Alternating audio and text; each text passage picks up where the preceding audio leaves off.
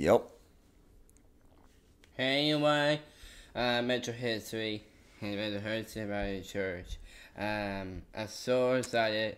We just Martin, the credit card, Mr. Goes Martin, tithes, offerings. I wish it was a million story. I know we did answer in chapter 31. I just, there were times I only made one car, and she was on RichardS.com. There was YouTube, and made sure about the youth group. The youth group. But see, the things for in person have been canceled tonight because of weather yet again. So we're recording this before the weather hits. The wind's blowing hard outside already. So hopefully this goes through. You said something about tithes and offerings. We are going to be looking at a couple of things. And as we get to that, I want you to think about our online campus. We have Facebook, we have YouTube. Those are two options for you to know that we will be going live sometimes. Sometimes they are premiered. Sometimes they're just placed on there. And they're there for us to realize that we can continue learning and growing. This is the YouTube channel that Mitchell talked about. I encourage you to get on that website and subscribe to it. If you don't have an account, it's pretty simple. You just put in your email address and set up an account, and then you hit the like button and subscribe, and then that will give you an email if something happens, if you set that up correctly, to be able to pick up on all the other things that we put on there. I put stuff on for the General Baptist Bible College and things like that. Mitchell, a couple of things I want us to talk about briefly before we look at Ephesians chapter 4 again. I want us to think about the missions and ministry opportunity. Vacation Bible School. Do you like Vacation Bible School? Yes. Yep. Do you think that somebody should contact us, contact the church, contact Kelly Palmer, contact Kathy Lee Blanford? Do you think they should contact them and say, I want to help with Vacation Bible School? Mm-hmm. Yes. Are you going to help with Vacation Bible School? Yeah. Yeah. There is no Vacation Bible School if we don't have enough volunteers. So it is important. You can call the church. You can send us a message. We'll get it to the right people. There's all kinds of opportunities. And I know that we're scared. We get nervous about doing those kind of things. I want you to think about signing up for the prayer list or the 24-hour day of prayer.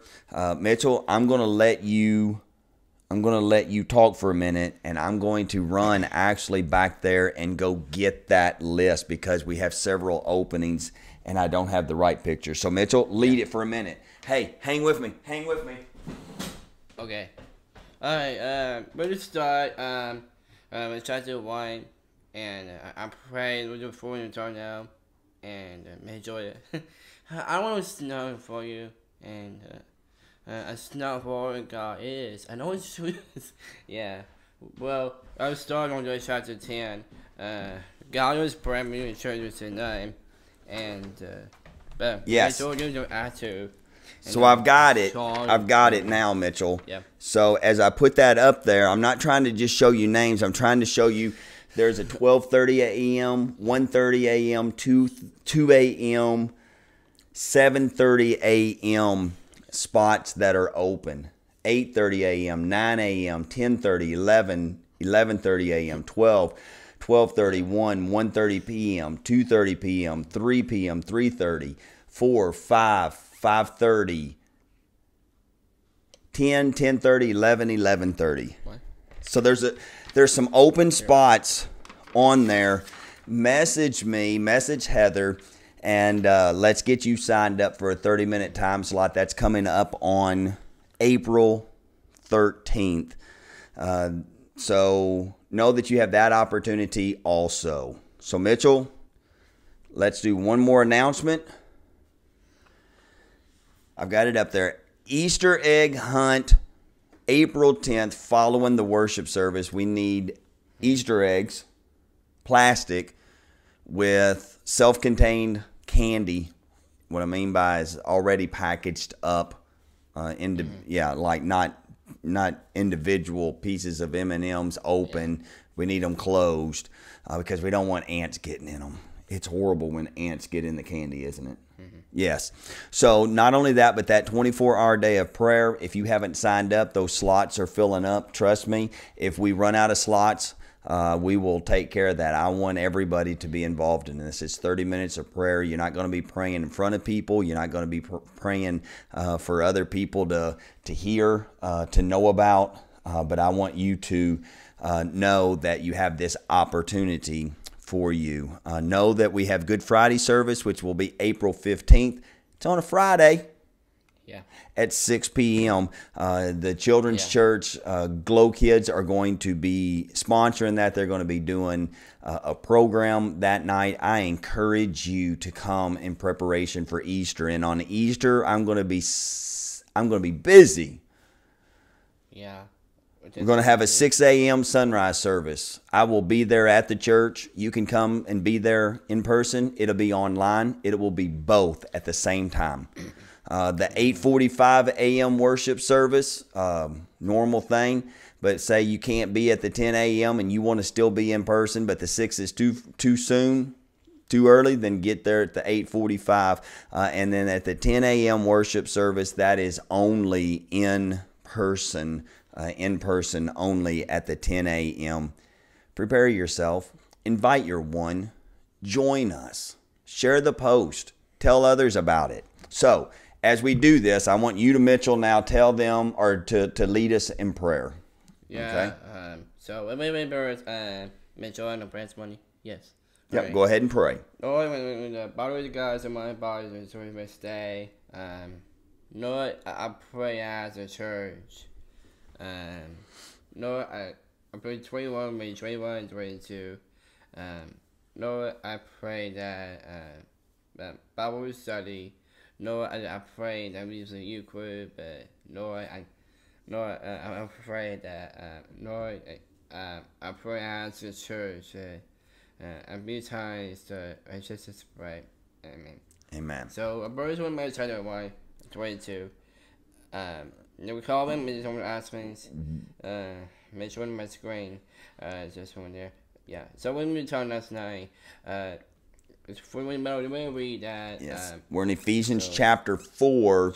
We're not going to read all of those verses from the other day, which was 3 through 16, right? Yeah. Yeah. We're just going to read a couple of verses, and then we're going to talk about it because you are important in this scenario. Okay? Mm-hmm. So in Ephesians chapter 4, verse 12, it reads, their responsibility is to equip God's people to do his work and build up the church, the body of Christ. Go ahead and hit A. Okay. As we do this and we think about this, not the one below it. A. Yeah, A. Okay. This will continue until we all come to such unity in our faith and knowledge of God's Son that we will be mature in the Lord, measuring up to the full and complete standard of Christ. As you continue to grow, as you continue to go deeper, to grow stronger, there are gifts and talents that God has given you. You are to use them for the glory of God. So he says that the responsibility of the pastors, the prophets, the evangelists, the apostles, the teachers, in verse 11, their responsibility is to now equip God's people. The question is, do you feel equipped? What does that look like? What is the gift God has given you? Can you write it down? Can you say it? Are you living it out every day? See, as we mature in Christ, it means that I want to serve God all the more. Mitchell has special gifts that words cannot express. Mm-hmm.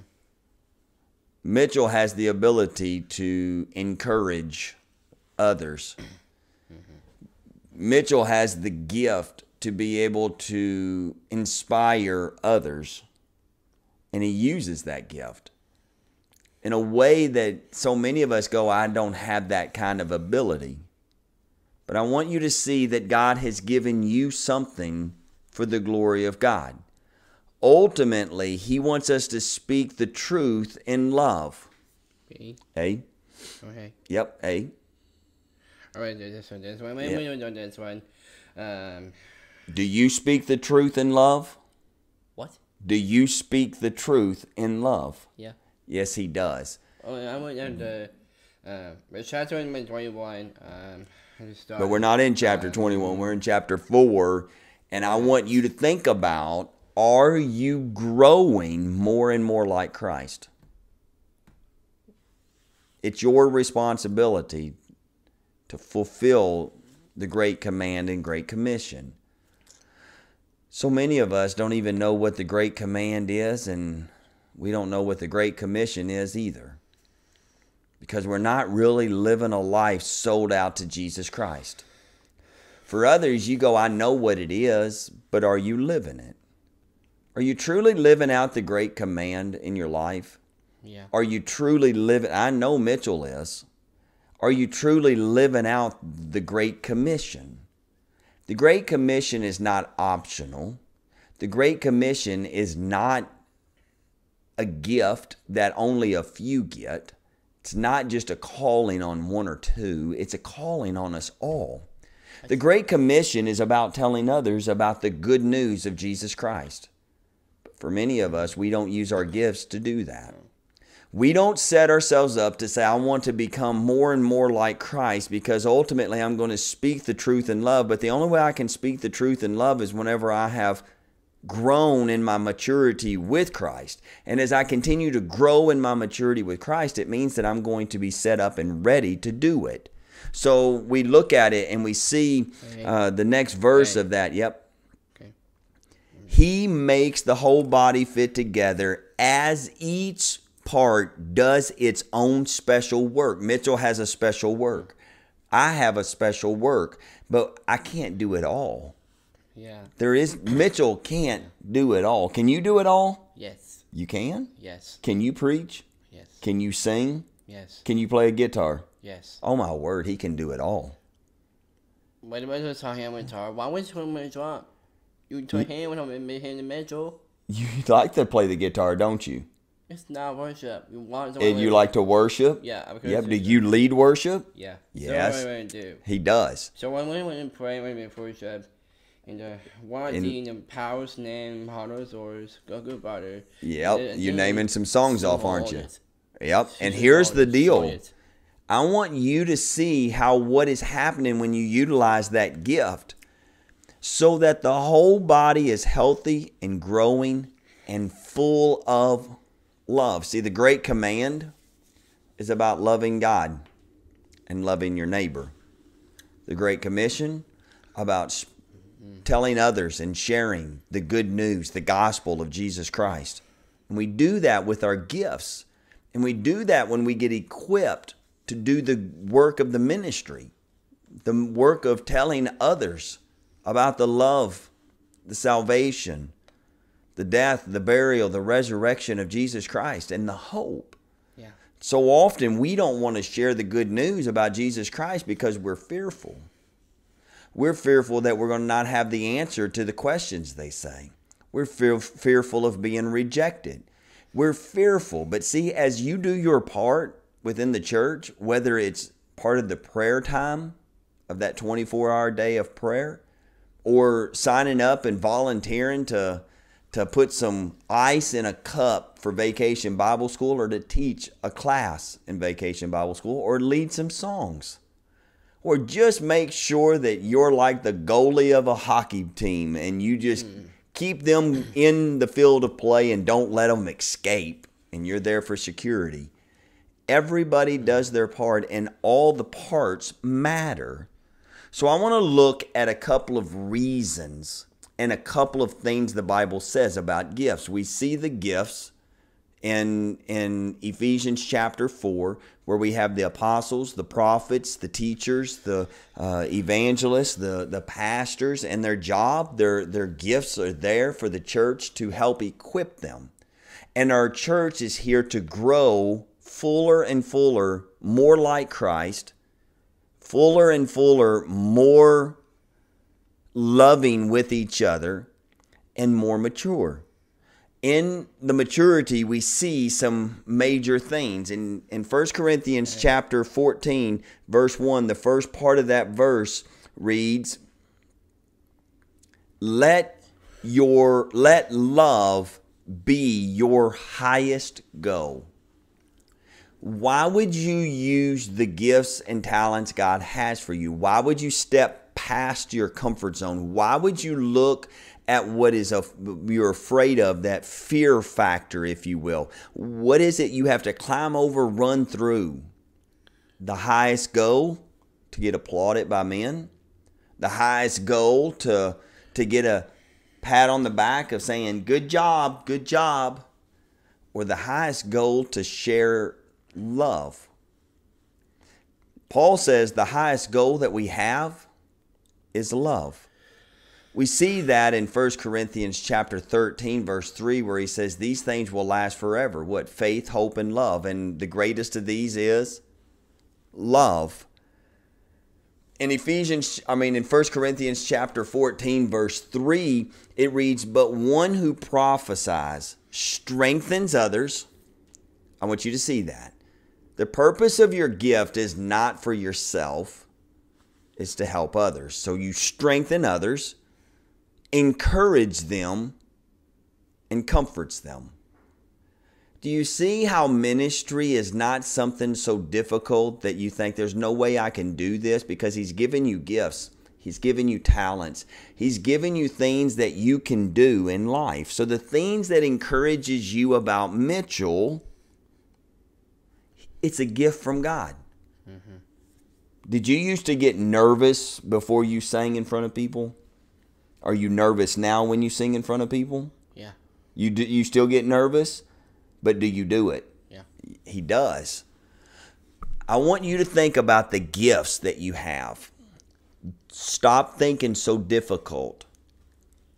The gift God has given you is not something difficult that you have to overcome and have to work at and spend your entire life going, I just don't know what it is. It's simple. Start thinking it's more simple. Start thinking more simplistic. Start thinking small things. I had someone say, well, I want to know what I can do to start plugging closer into the church in person. And I said, what are you good at? And they said, well, I like to encourage people. I'm like, then there you go. Come in for the next 2 Sundays. As you come into the church, don't just come and sit down, but go find someone that you can say something encouraging to. Mitchell has that ability to want to give a hug or a high five or a shout out that just kind of encourages us. Everybody does it differently. You're not called to be Mitchell. You're not called to be me. Mitchell's not called to be me. I'm not called to be Mitchell. But the idea is the gifts you have, how are you utilizing them to strengthen others? How are you using your gifts to encourage someone else? How are you using those gifts to comfort someone else? So we look at some more gifts in the Bible. And in Romans chapter 12, verse 6, it says, In His grace, God has given us different gifts for doing certain things well. So if God has given you the ability to prophesy, speak out with as much faith as God has given you. This gift of prophecy, of telling others, if your gift is serving others, serve them well. If you are a teacher, teach well. Does that mean that you're not called to serve? Everybody's called to serve, but some of us serve better than others, and then we stop doing it because we don't get the pat on the back. We don't get told it's good. We don't get told thank you. But the service isn't to the other people. It's to encourage them. It's to strengthen them. It is to bring them the understanding that they want comfort and they need comfort. And it's not about what I get. It's about who I serve. So the Bible goes on and says, if your gift is to encourage others, be encouraging. Isn't it amazing that the person who came to me, there was one, not 2, not 3, not 5, not half the church, one that said, I want to plug in more into the church. I want to plug into what God's calling me to do. And they said they're good at encouraging. The Bible says if you're good at encouraging others, be encouraging. Do you have the gift of encouragement? Do you look and see kind of from time to time going, wow, why don't those people stop thinking so negatively? But then you don't talk to them about how they can change that mindset. You don't talk to them about how to encourage them and to say, no, you got this. You are good. You are loved. You are a masterpiece. When's the last time? Do you have that gift? I've always used to laugh and say I got the gift of encouragement, but it was not true. But I have learned how to be an encourager because ultimately God has continued to mature me. Your gifts will strengthen in different areas at different times. Stop thinking so complex. Start thinking simple. God given you the gift to encourage? Who's the last person you encouraged? If God has given you leadership ability, take the responsibility seriously. And if you have a gift for showing kindness to others, do it gladly. Does that mean that if I don't have the gift of kindness, it doesn't come easy, so therefore I don't have to be kind? No, we're all called to be kind to one another. Some people do it better, more naturally. And with that, it means go out and do it. Go out and be that kind person, all for the glory of God. See, it comes back down to the idea of love. And here's the verses we say in our house every day. Don't just pretend to love others. Really love them. Hate what is wrong. Hold tightly to what is good. Love each other with genuine affection. And I'm quoting it from memory. And take delight with honoring each other. Here's what it says. Never be lazy, but work hard and serve who? The Lord enthusiastically. See, your service is not to others, it's to God. Right there. Rejoice in our confident hope. Be patient in trouble and keep on praying. Mm-hmm. God wants you to use the gifts He's given you. But oftentimes we make it so complex, we don't see the small things that He's desiring you to do. To encourage one another. To show love for one another. To inspire one another. To comfort one another. To let our strength become their strength. Think about these spiritual gifts that you see in 1 Corinthians chapter 12, verse 7. Yep, go ahead and push A. A spiritual gift is given to each of us so we can help each other. Go ahead and push that. Help each other. That's the goal, to help each other. To one person, the Spirit gives the ability to give wise advice. To another, the same Spirit gives a message of special knowledge. The same Spirit gives great faith to another. And to someone else, the one Spirit gives the gift of healing. Immediately we think about just healing someone's infirmities, but the ailment of a bodily sickness. But sometimes that gift is the idea of doing encouraging things, the mindset of things, of how we think about moving someone from depression or anxiety or worries and concerns and praying over them and with them. He gives one person the power to perform miracles and another the ability to prophesy. He gives someone else the ability to discern whether a message is from the Spirit of God or from another spirit. I'm on my screen. Yeah, go ahead. Hit it again. Still another person is given the ability to speak in unknown languages, while another is given the ability to interpret what is being said.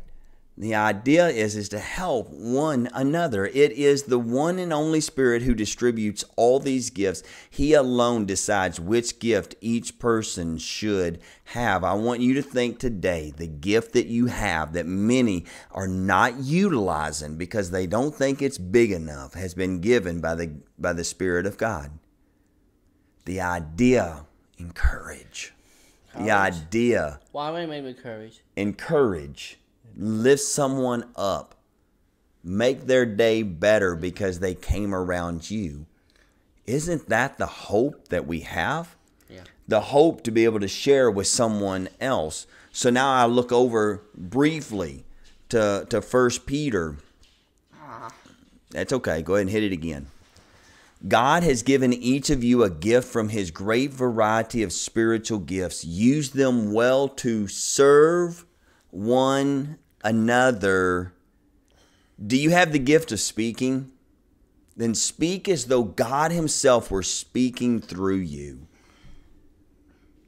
Do you have the gift of helping others? Yeah. Do it with all the strength and energy that God supplies. Then everything you do will bring glory to God through Jesus Christ, and all glory and power to Him forever and ever. Amen. Yeah. I want you to see that God has given you the ability, the gift, through the Holy Spirit to reach people in a way that I can't. You may say, well, I don't have the gift to speak in front of everyone. You're not speaking in front of everyone. You're speaking to the one that's in front of you. Mm-hmm. That doesn't mean that you don't have the understanding or the calling on your life to tell someone. Maybe that's not your gift. So you just utilize the ability to say, I'm going to serve God no matter what. Mm-hmm. The other thing is that as you start embracing it, you're going to start seeing that people will kind of tune in to certain things that you do, and you're going to go, wait a minute, I really am an encourager. Wait a minute, I really am a helper. Wait a minute, I really do have the gift of hospitality. Wait a minute, I can clean dishes and feel like I've done something, and it's for the glory of God, and nobody's thanking me, and I'm just excited to be doing it. Yeah. Do it. Do those things.